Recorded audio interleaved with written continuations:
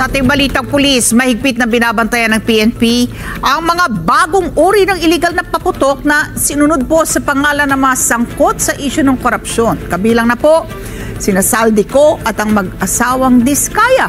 Umabot na rin sa 10 individual ang naaresto ng otoridad sa pinaigting na operasyon laban sa iligal na bentahan ng paputok online. Kunin natin ang karagdagang detalye sa report ni Vin Pascua. May mga bagong binabantayan ang PNP Anti-Cybercrime Group na mga uri ng iligal na paputok na isinunod sa pangalan ng mga kontrobersyal na sangkot sa isyu ng korupsyon. Kabilang na si dating Ako Bicol Party List Representative Zaldico at ang mga Diskaya. Well, meron kaming na-monitor kaya ito ay tinututukan natin.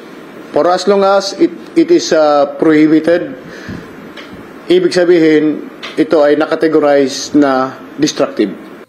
Kaugnay nito, 10 individual na ang naaresto ng ACG sa 7 magkakasunod na operasyon kung saan nakumpiska ang higit sa 75,000 pisong halaga ng mga ipinagbabawal na paputok sa isang operasyon sa Imus, Cavite. Makinig ka muna. Ikaw ay aking inaaresto sa salang iligal na pagbibenta ng paputok.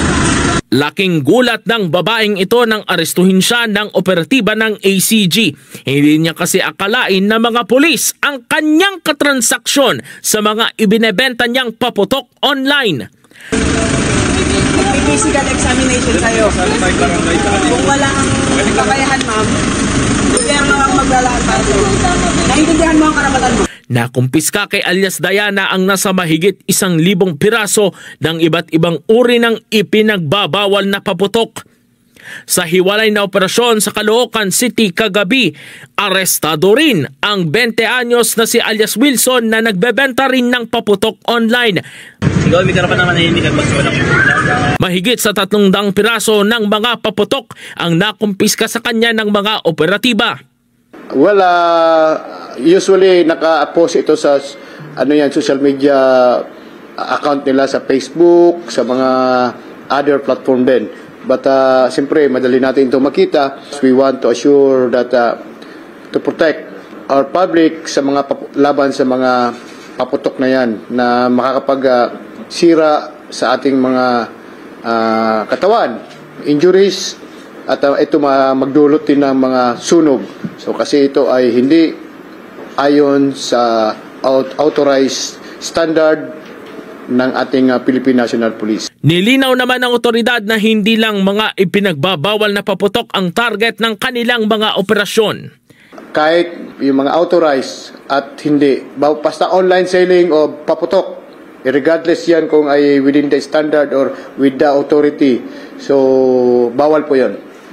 So online selling of firecrackers and pyrotechnics is prohibited under the law. Patuloy din ang koordinasyon ng ACG sa mga malalaking online selling platform para masiguro na hindi sila nasisingitan ng mga nagbebenta ng anumang uri ng paputok.